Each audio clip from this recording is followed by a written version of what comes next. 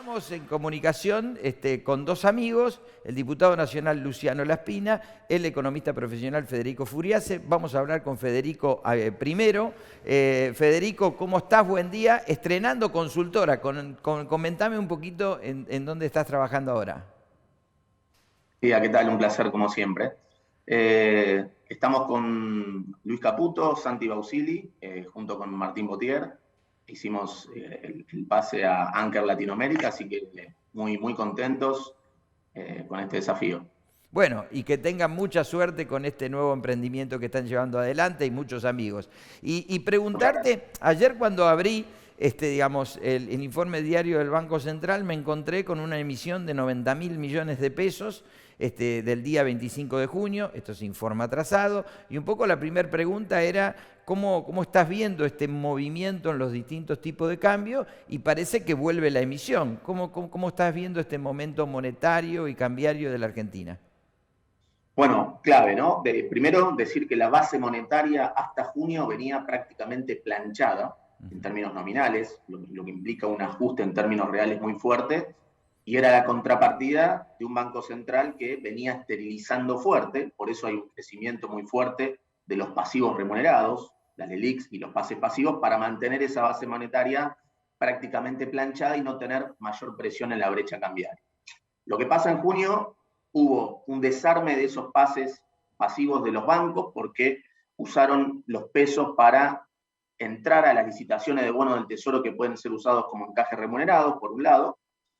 Por otro lado, junio hay que tener en cuenta que es un mes donde aumenta la demanda estacional de pesos por tema de aguinaldo, vacaciones de invierno. Entonces, en ese sentido, también hubo un desarme de pases porque los bancos tienen que tener liquidez, porque las empresas tienen que pagar aguinaldo.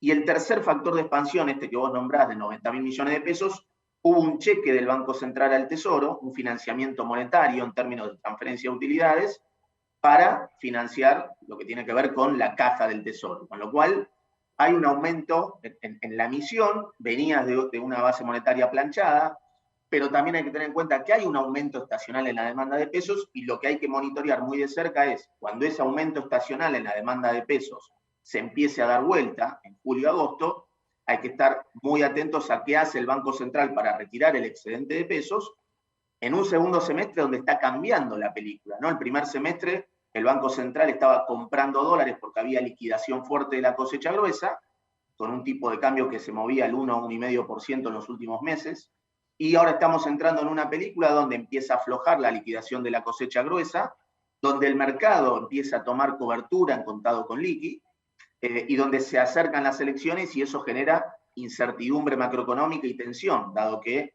la política decidió por postergar el acuerdo con el fondo. Con lo cual, en ese contexto tenemos menor liquidación de la cosecha, más presión cambiaria y se suma esta emisión monetaria que está haciendo el Banco Central para financiar parte de la caja, con lo cual hay que tener mucho, digamos, hay que monitorear muy de cerca de cómo eso va decantando en la medida que se empiece a dar vuelta este aumento estacional en la demanda de pesos. Carlos. Fede, ¿cómo estás? Buen día. Buen día, Eh, Carlos.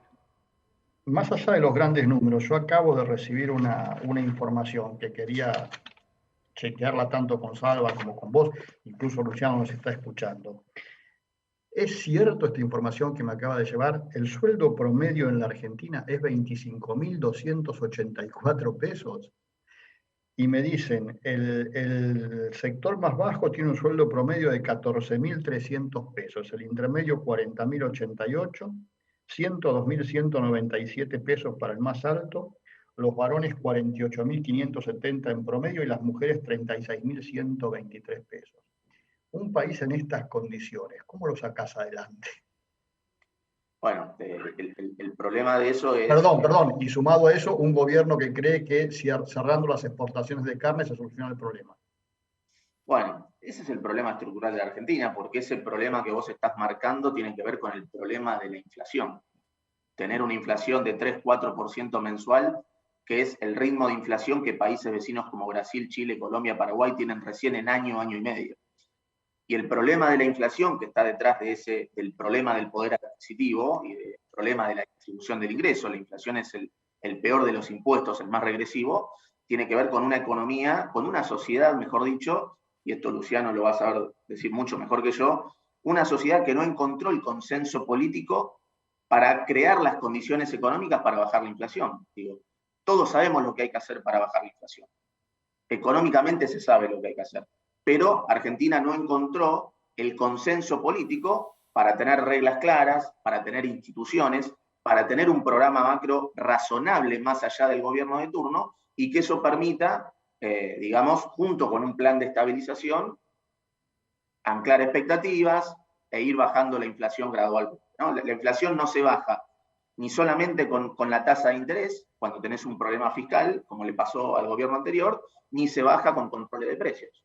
Claramente, resolver el tema de la inflación es un tema mucho más estructural que tiene que partir de una decisión política. Y hasta tanto eso no esté, vamos a seguir conviviendo en esta decadencia macroeconómica con una inflación con riesgo de que se acelere todavía más, porque el Banco Central, el balance del Banco Central se viene deteriorando sistemáticamente. Y en ese plan de resolver el tema de inflación es clave, Argentina necesita incentivar la generación de dólares de los sectores que tienen ventajas comparativas, como el campo y los sectores transables. ¿Por qué? Para que Argentina crezca necesita traccionar el consumo. El consumo, por la estructura productiva de Argentina, demanda dólares. Entonces, para que estén esos dólares y no caigamos en el endeudamiento, que eso dura un ratito y después termina en una crisis con más inflación, necesitamos generar incentivos y condiciones de rentabilidad en los sectores que generan dólares. El problema para la política es que se parte de un nivel, como vos decís, de salarios reales y salarios en dólares muy bajos, con lo cual Argentina tampoco tiene condiciones como para sufrir un nuevo ajuste macroeconómico por los niveles de salario real de partida. Y ese es el gran desafío que tiene la política hacia adelante y el acuerdo con el fondo hacia adelante. Hoy no se resuelve el problema de la brecha cambiaria con una devaluación del tipo de cambio oficial, porque partís de condiciones sociales muy complicadas y un régimen inflacionario con riesgo de acelerarse. Entonces, esa es la complejidad que requiere más que nada el programa de estabilización que necesita Argentina, más allá del problema estructural de cómo generamos dólares y cómo generamos condiciones de crecimiento sostenido con una inflación que baje gradualmente. Seguro. Federico, yo lo que te llevo a la coyuntura, lo que a mí personalmente me preocupa y te lo traslado, es un gran vencimiento de pesos en el próximo trimestre, que son letras, bonos, etcétera, etcétera, etcétera, que a lo mejor lo pueden rolear para el último trimestre del año, pero cada vez que roleamos, digamos, la bola se hace más grande. Y el segundo tema que me preocupa es que yo hablo con muchos empresarios y han dejado mucho dinero estacionado en cuenta corriente y caja de ahorro. Y te dicen, déjalo ahí que lo tengo ahí porque de ahí salgo bien rápido. Claro, pero ahí hay 4,2 millones de pesos estacionados. ¿No te da un poco de cosita este tema de que haya tantos vencimientos en pesos por delante y tanto dinero estacionado en los bancos? Bueno, totalmente, porque esa es una fuente potencial de presión cambiaria. En esta segunda película, este segundo semestre en el que estamos entrando, aflojando los dólares de la cosecha gruesa, aflojando el ritmo al que el Banco Central venía recomponiendo reservas, fíjense que ya estamos entrando en un punto de inflexión en las reservas netas, con un mercado que está tomando cobertura, lo vemos en la presión cambiaria en el contado con líquido, donde el Banco Central está interviniendo vía bonos mucho más fuerte. Bueno, ahí se corre el riesgo de que esos pesos que tiene que refinanciar finanzas para no caer en la emisión monetaria, y más presión cambiaria y más presión en las LELIQs, bueno, necesita rolear eso y mantener una tasa de interés real atractiva para que esté ese rollover. Es verdad que muchos jugadores que están en ese juego de pesos están atrapados, que en un contexto de cepo y de restricciones, compañías de seguros y fondos de inversión van a seguir atrapados en pesos. También es verdad que hay fondos de afuera que están también en esa curva de pesos, entre 3.000 y 3.200 millones de dólares, pero tampoco pueden salir rápidamente porque no hay tamaño, no hay liquidez para hacerlo. Entonces, y la última estrategia que volcó el gobierno para tratar de potenciar el financiamiento de pesos es, bueno, le dice a los bancos, podés usar bonos del Tesoro como encaje remunerado en reemplazo del ELIX. Eso dio mucho aire en las licitaciones de junio, permitió potenciar la tasa de rollover de los vencimientos y eso puede ayudar en el margen, pero es una fuente potencial de inestabilidad. Y por otro lado, bueno, claramente, muchos prefieren estar en liquidez en un contexto donde ya tuvieron largo peso mientras el Banco Central recompraba dólares. Ahora llega el momento donde afloja la liquidación de la cosecha gruesa, donde nos acercamos a las elecciones, y el mercado, buena parte, quiere tener liquidez para poder pasarse a los dólares financieros si la incertidumbre aumenta. Pero no hay que tener en cuenta, primero, que estamos con cepo, con lo cual los mecanismos de transmisión tardan más, y las LELIQs no son las LEVAQs. Las LEVAQs estaban en manos de minoristas, de fondos de afuera, y rápidamente podrían pasarse a dólares y generar presión cambiaria. Las LELIQs están solamente en los bancos y hay cepo, con lo cual eso genera que los riesgos sistémicos sean mucho más lentos.